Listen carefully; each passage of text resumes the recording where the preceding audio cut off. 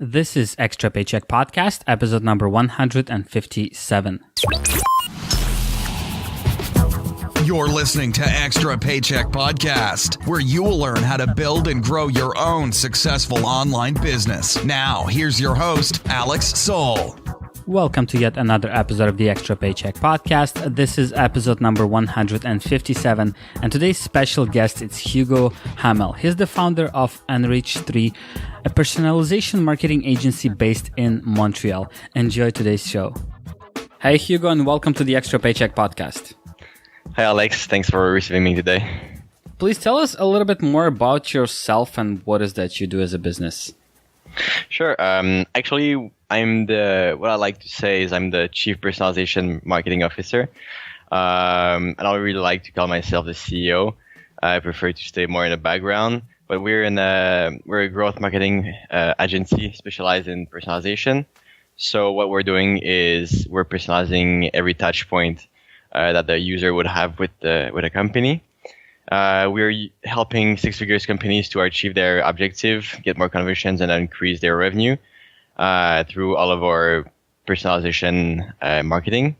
And like we're more focused on some industries, especially insurance, automotive, financial, banking services, telecommunication, real estate, travel, hotels.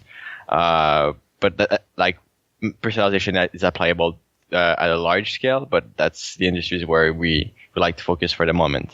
Mm-hmm. That's interesting. And, for me personally, I kind of have an idea what personalization marketing means at large, but I'd love to hear more details, maybe examples of what exactly qualifies as personalization marketing. Sure. Personalization marketing, what it is, in a quick summary. Basically, you're delivering the right message at the right time to the right customer. So you're kind of giving relevant messages and offerings to either your prospects or your actual customers. So you can do this by tracking your user data, like interests, behaviors, lead stage. Try to figure out their interests, not interests, but preferences, habits, their gender, age, location, stuff like that. So you basically gather all of those data, and then you give a relevant experience that is tailored for their needs. So for example, for our website, if I take your website or any other affiliate website, it could be that person shows an interest into a specific product. So what you do, instead of showing other products, you can always show more that product on the front page instead of showing just a generic product. So what you can also personalize, you can personalize your content, as I just said, your call to action, your testimonials, based on what a person have shown as an interest. So it can also be based on the lead stage. So for example, if you have a course, or if you have a drip campaign or whatever that has different levels, you can decide to show a different call to action or show a different resource, like a lead magnet. For example, the person have downloaded the first lead magnet, but then the second one, like the complementary one or the advanced lead magnet, you can always show that one instead of showing always the same one that you would shown originally. Mm-hmm.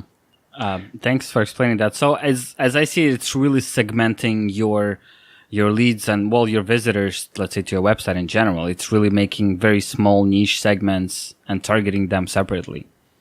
Definitely. Basically, use tag segments to use that at the really high level of segmentation. But you can also do it by on videos, on emails, and on paid advertising. I can go further if you want, but it really depends how deep we want to go today. Yeah, sure. And how does it work from the technical standpoint? Is it mostly using cookies or something different? Let's say if you're, I'm not, okay, so let's put away the lead stage as in, we're talking about email marketing campaign, right? We're not talking about that. We're talking about the website visitors. how does that work technically? How hard is it to apply, let's say, showing a relevant product or something like that? Yeah, definitely. Like there's multiple tools on the market. One of them that I like to talk about is called Red Message, and you can have access to it by using the link that I can give you. It's enrich3.com/Red Message. So with that, what you can do, you can just link your CRM or your marketing automation tool, and it's all made by cookies indeed. But there's also the tagging part where you will manually like place some events on some specific actions on some UTM codes or on some actions that have been taken or page views. So basically that there's a technical part for sure where for some people might need a developer involved. But on the other hand, when it's done, it can be quite friendly in the interface of the tool. Mm-hmm. That makes a lot of sense. Yeah, I guess you're the right person to tell me about that or to talk about it. But I've noticed Amazon doing exactly that for quite a while. Whenever I, let's say, purchase a book or even just search for a book on Amazon, the next time I open the page, I'm bombarded with a whole bunch of different books, which are really, really relevant and related to the book that I initially purchased or searched for. Definitely. Like Amazon is a perfect example of what is personalization. Some people might find it kind of creepy in a way, but I don't think so. I don't think that personalization should be creepy, because what we are doing basically, we're just taking your data and we're putting it at your advantage instead of like taking it and reselling it. not to name names. Yeah. And like why it's important for any marketers or any business personalization, it's because you're providing meaningful content and you're providing an individual experience to kind of have a dialogue with your users. So the reality behind it is that it will increase your conversion. It will increase by increasing the interest that the person have to your offer, to your offering. Sorry, and then it will increase your revenue in the end. So it's a win-win situation in a way because you're offering the right experience and you're gaining out of it. And for example, on a website, when someone opens your website, you have like just a few seconds to convince that person that your brand is right for them. So you have to be super quick. You have to have the right message, have the right approach.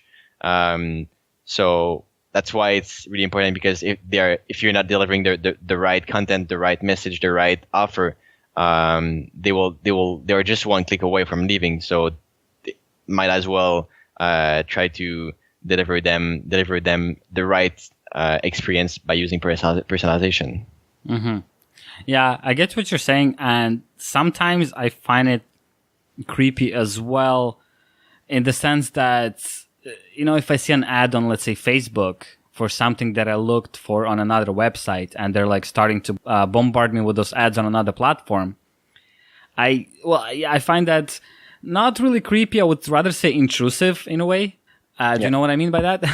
Definitely. Right? Yeah. But if I am on Amazon, let's say, I do prefer seeing ads for products that are really relevant to me and to my interest. And, being a marketer, I know that they are targeting me. I know how that works. And I know what they're doing is actually a really good thing, as you said, for the vendor and for the buyer as well. Because, well, why would I want to see, I don't know, like personal hygiene products for women, right? If I'm never buying that for me, or I never bought that and I have no interest for it. It's a waste of space. It's a waste of time for me. I don't want to scroll through that. I just want to see products that are relevant to me. That's so, right. I get it. But yeah, I definitely see why people would see it as creepy in certain cases.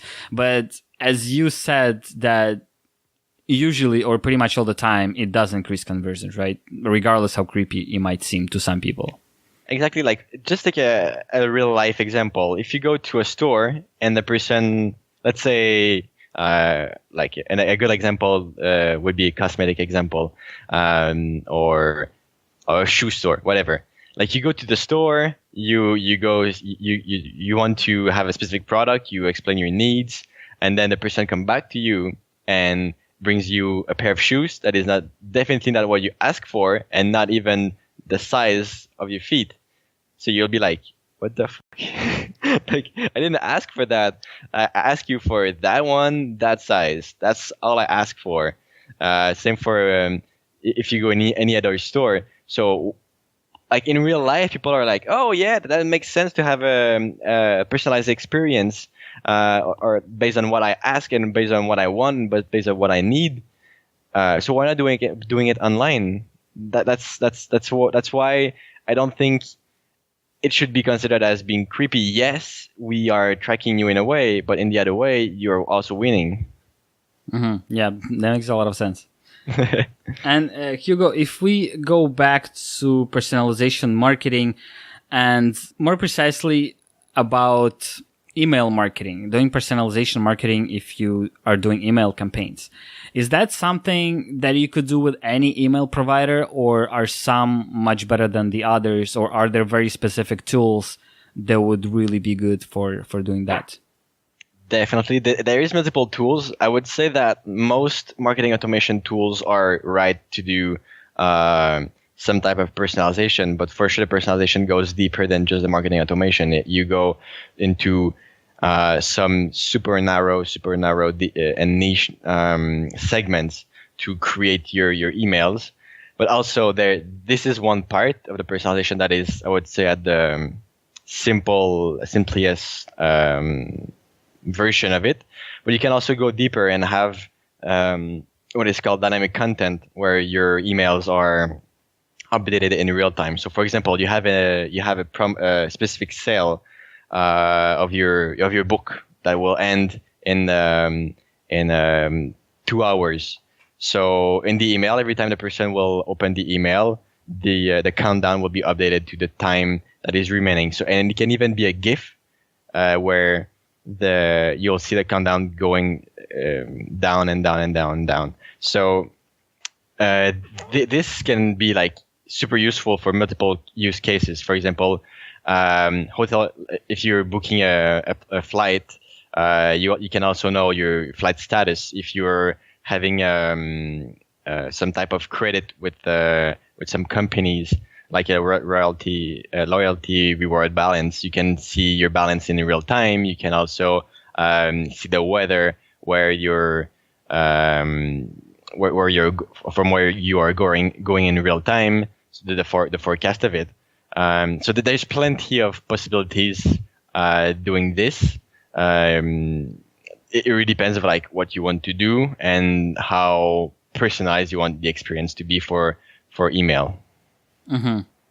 Okay, so I guess in that case, let's create a scenario here for the listeners who might be new to all of that, and they might be doing some email marketing, and I hope they are, because it's one of the first things that you should be doing if you have a website and if you're trying to get leads or sales of any kind.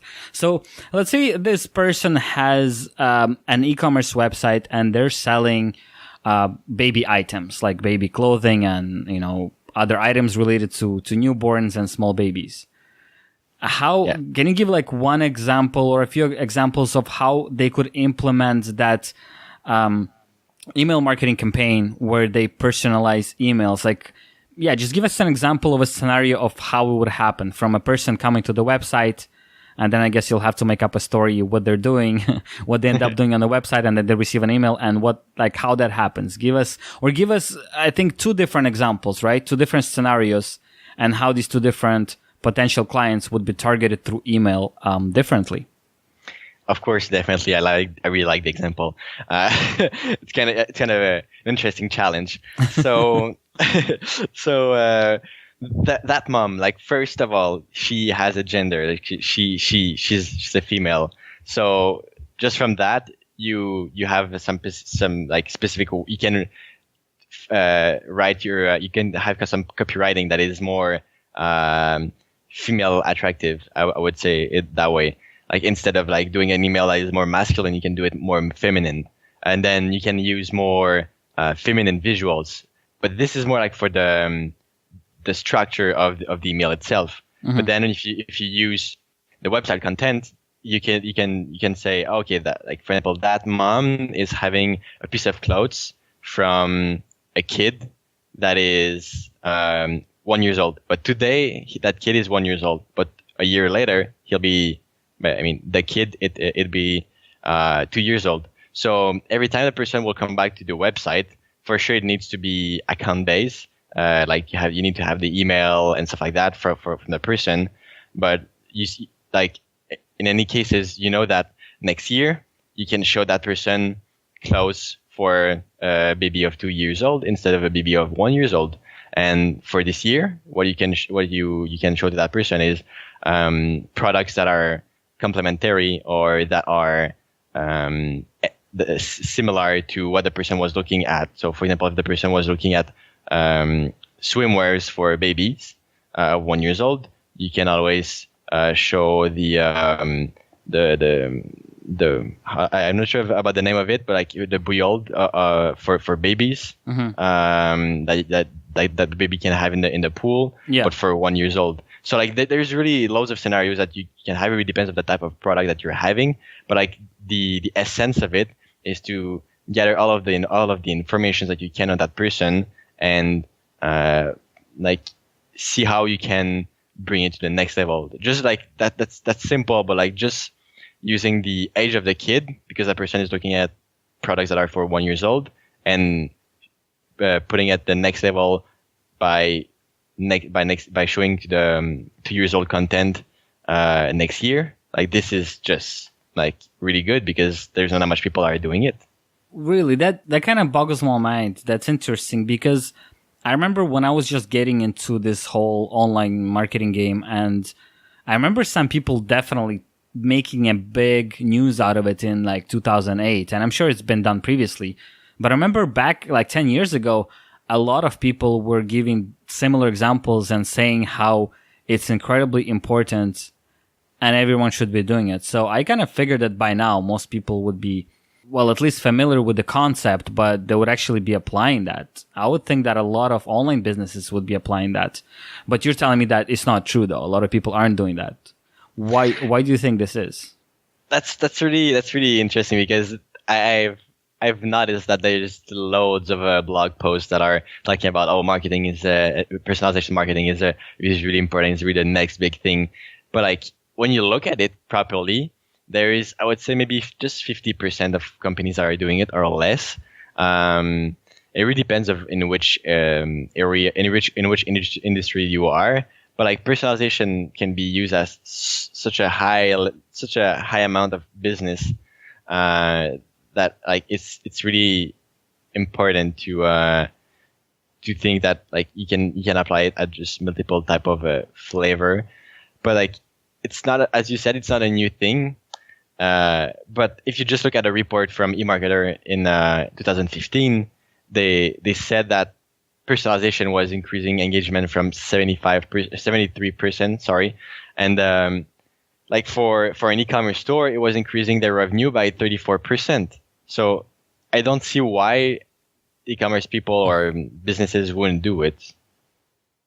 And then this is just a number of an average. So like imagine if you're doing personalization, you can always increase much more. And I'm pretty sure that because I remember you had a conversation with Charles Brun from Dynamic Yield. Yeah. And I agree with him that like in 5 years it's going to be the big thing. But in 5 years, it will be kind of different of today. In 5 years, maybe there will be even more AI solutions that will be pushing personalization even further than what it is actually these days. Mm-hmm.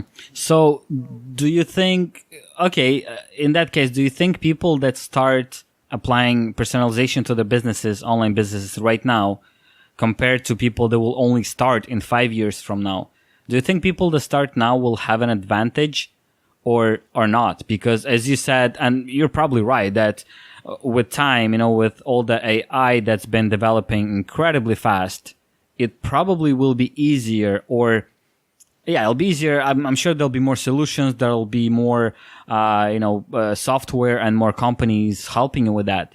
it'll be easier in that sense. But if people do that now, do you think they have any kind of advantage? In a way, yes. Besides making more money right now, yeah. Like besides that, no, in a way, yes.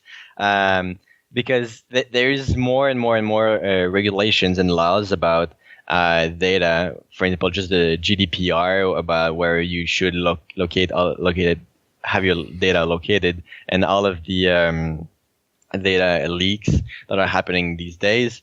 I would say that the earlier you start gathering data, the better it is. It's like doing analytics. Like the simplest example I could give you to compare is Google Analytics. If you start putting Google Analytics on your website today versus in 1 month, in a year, or whatever, well, you're going to start gathering those data later on or earlier on. So I would say the earlier you are and the earlier you start to gather data, the better it is, because the higher amount of data you're going to have on your users. So the next time they're going to come back, you're going to know who they are, what they like, what are their interests. Just to go back to the example that I gave about the kid of 1 year old versus 2 years old. Like if you start in a year, you won't know that kid was 1 year old. I mean, you're going to know it because the person looked for a 2 years old product. But what I mean is, like, you won't have all of the advantage of, like, in a year having already personalized the experience for the person that is coming back. Mm-hmm. Okay, yeah, that makes a lot of sense if you put it this way. Yeah. Yeah, and I think that's as I mentioned, I've heard of it a long time ago. I think it's really big. I'm surprised not more people are using it.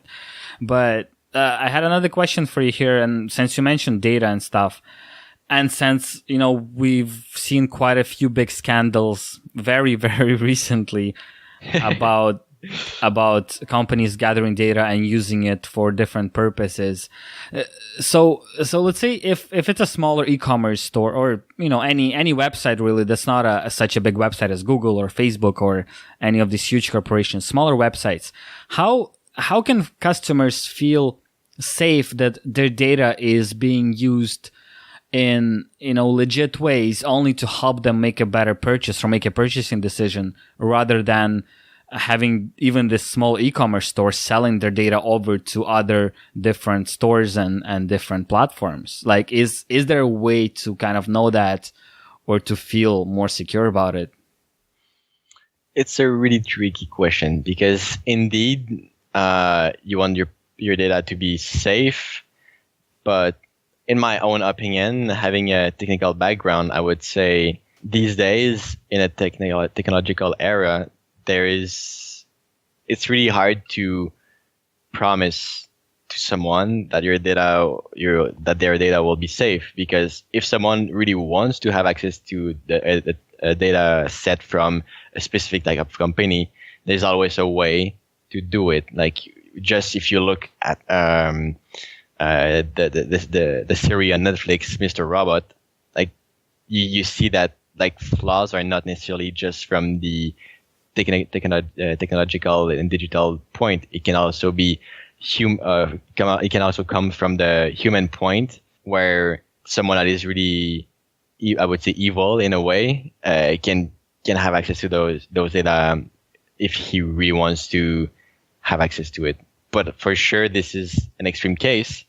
But these days, I would say that, like, most companies are doing their best to protect everyone's data. But, like, I don't think that there's a possibility to say, oh yeah, you're 100% safe. Mm-hmm. There's always like a 1% or something somewhere that, like, you can promise 100% safety. That's my own opinion, but that's how I see it. I mean, I agree with you with the fact that, data being leaked, as in being hacked, database being broken into, that's one story. Yeah, we can't really, we can't 100% protect us for that. We can't protect ourselves from identity theft or, from credit card fraud. Although there are a lot of measures, there is no 100%. But I mean, how can we be sure that a company, well, let's take your specific agency, right? If I want to hire you guys, how do I know that you're not in it to collect the data from me, your client, and then sell it on to other agencies? I'm not talking about, like, illegal entry into the data, but actually companies and agencies that collect the data, how can I know that they're not selling it on the side from day one? Definitely. Just about our agency, like we are not getting any data from any of our clients. What we're doing is we're using a tool that we are recommending for the client, for the needs of our clients. And this tool is the one that is just linking. It's like a bridge between what the user have done and the client's database. So all of the data that our clients have, it is their own data on their own platform, on their own tool that they have. It's not something that we have.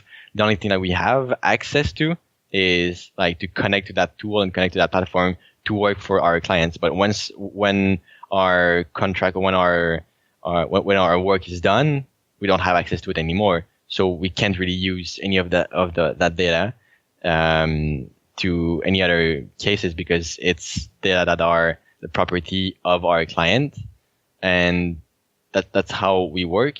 But for sure, when you talk about other tools, it's kind of the same. Like they are kind of they have terms of terms of use that they say that like the data that they have, for sure it is theirs in a way, but like they won't use it against you, or they won't sell it to any of your competitors, which it would make no sense in my own opinion.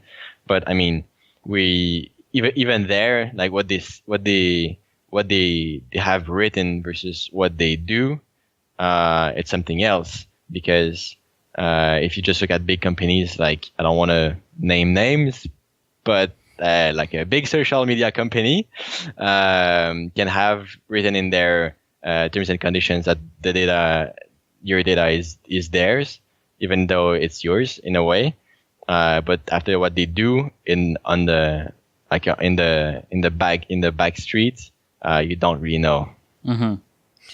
Yeah, okay, yeah, I get you. And you see, I'm asking you because it was the same thing with email marketing.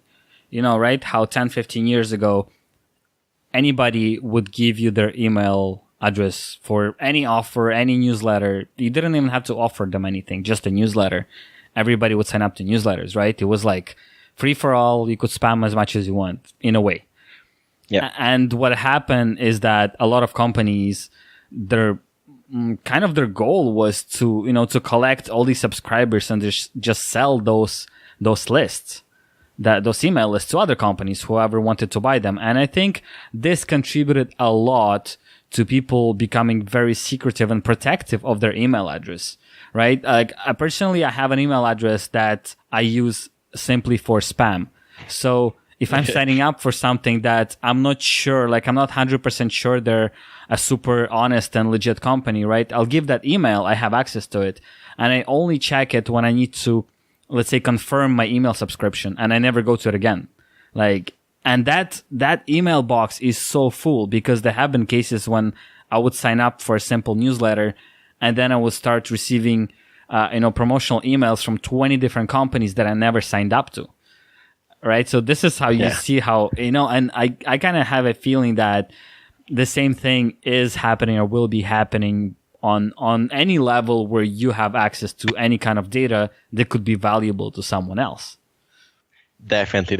I do totally understand you. I'm doing the same, to be honest. I do have a specific email that I'm using only in cases I just don't want to be contacted anymore. But my thought on that is that personalization is not where we are gonna spam anyone. The point is more to deliver the right content to you that is right for you. So we're not we're basically we're just helping companies to just give the right experience to someone. For example, if you go to the restaurant and you have a wonderful experience that is like you have the chefs that come to your table, or you have the waiter that gives you the perfect recommendation, and just make sure that everything is fine for you, that you're not missing anything. Well, for sure, this will be a memorable experience. That's why we're trying to achieve with personalization. And the point is not, the goal is not to spam anyone. Especially in our agency, we are always like giving the right recommendations for every like email strategies. Mm-hmm. Yeah, I get it. And it's a really good example that you chose, being restaurants, right? Because restaurants, I find that I think it's really hard to provide good, like perfect service at a restaurant, right? Because they're not careful enough and they don't listen well enough to you and they just don't care about you. Or they're super pushy and they keep bothering you, right? You're trying to finally enjoy your meal and they're like, oh, do you want something else? Or do you want this? It's like, leave me alone, right? And there's only a few restaurants that they come see you like a perfect amount of times or at like a perfect moment when you just run out of water or whatever. And I think that's really hard to do. And I think it's a really good, like easy to understand example. But the same applies to any online business. I think it's really hard to figure out where's that perfect fine line of, providing amazing experience without being, too annoying or without completely ignoring your customer as well. Definitely. As a foodie, I have loads of experience in restaurants, and I do have some restaurants in mind that like they have delivered good experience. Just the water, like for example, one day I was about to say, oh, the only thing that is missing here, like everything is perfect, but the only thing that is missing here is, and then the person was filling my glass of water. I was like, oh, damn it, like everything is perfect then. So basically, like a good waiter will be someone that is able to feel the vibe of like of the table and understand what is happening. For example, if it's a date, if it's just two friends, if it's another type of situation. So that person, it needs to like be the external eye that will feel what is happening there, and that will always look at if they have a specific need, if there's anything that could be needed. So for sure, it's a really listening. There's a big listening part on it, and that's what we're doing with the data that we use for personalization. Like the data itself is is like the listening part and the analyzing part of what a waiter would do to your table, just to make sure that like the waiter is understanding what's happening. And then what we do with the data after is like we act as the waiter, and like if we see that you're missing, you don't have any more water, or you're missing anything, we're going to come to your table and say, oh, well, can we do something for you? Do you need some water, whatever? Like this is the personalization part. It is where we come and we say, oh, here's what you're missing. Here's what you need. We're just going to give it to you at the time that you need it. Mm-hmm. Okay. Yeah, that makes a lot of sense. So, I get it. We need to hire you to improve our business, to improve our sales. But what about really like, self-employed or very small businesses that are just starting? They really can't invest. They can't hire anyone, at least yet. What's like the easiest way for them to try out personalization marketing, or where can they find like good information that they could use, without going into very expensive solutions as, Sure. hiring agencies or buying software or paying for some kind of service? Like what can they do on basic levels that's kind of accessible to everyone?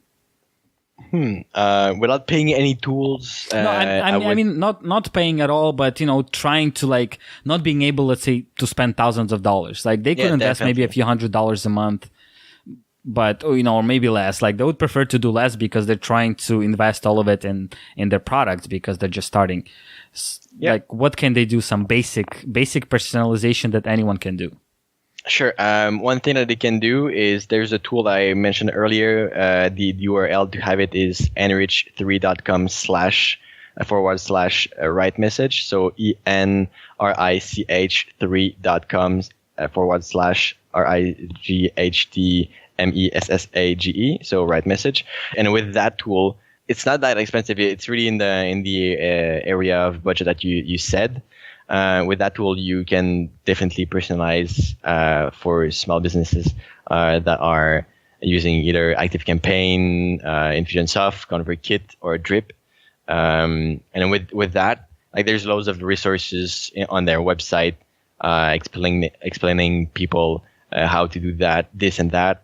An easy way to do it is by using UTM codes and just by segmenting your URL. Just that is like I would say the easiest part. Or it could be if the person have seen a specific type of page. Maybe like you're a business, you have two types of audiences. You have, for example, the individual and the business one. Well, you can always say, okay, if the person have gone into the business section of my website, it might be because they are a business. So next time they are going to come back, you can always just redirect them directly in the business section instead of like just still showing the main page. Mm-hmm. So there's loads of ways of doing it. But definitely that there's ways of doing it yourself for any small businesses that can't really afford having the knowledge of a proper agency. Mm-hmm. Awesome, thanks for sharing. And Hugo, what is your favorite email marketing platform for an online business? That's a really tricky question. I would say I have two. I would say ActiveCampaign and Infusionsoft, because both are really similar. But Infusionsoft, the advantage of it is that it's offering like a customization part that you don't really have in ActiveCampaign. Like I would compare ActiveCampaign as a PC and Infusionsoft as a PC and ActiveCampaign as a Mac. Like with both, you can go on the web, you can browse the web, you can check your emails, you can do whatever you want in a way. But in one of them, you can personalize it to a really high level, and in the other one, you can just do the basic part that is easy and simple. So it really depends of like how tech savvy you are. If you are not really tech savvy, I would say ActiveCampaign. If you are tech savvy and you want to personalize loads of things, I would say go more for Infusionsoft. Mm-hmm. Okay, and by the way, guys, we're not pushing any of them here. As you heard, we're not, sure. I personally have not used any of those, so I wouldn't be able to recommend one over the other. I've been using Aweber and MailChimp for the longest time. I think they're both great. They both have their negative and positive points, right? But yeah, I can't really recommend or not recommend the ones that I have not tried. No, definitely. Like there's so many varieties and of tools, and they have so many subtleties. It's really hard to say, oh yeah, that one is the best one. For sure, there is some that are like the rock star of the industry, but doesn't mean that it's the best one for your needs. So I would say look for the tools that are I would say that are right for your needs. Try them out and just pick the one that you feel is the right for you, because even though they have the same features, doesn't mean that the interface will be the right for you. Maybe you'll feel like in one of them you will prefer the interface than the other one. So for sure you need to try it out and see which one you prefer. Yeah, and I think a good thing, a lot of them I think offer free versions, like free trial versions at least. Yeah. Or like $1 version for a month, which I think is a really good marketing move for a lot of these companies, because as you said, you might just really hate the user interface, and it would be really bad if you spend a whole bunch of money and then you hate using it.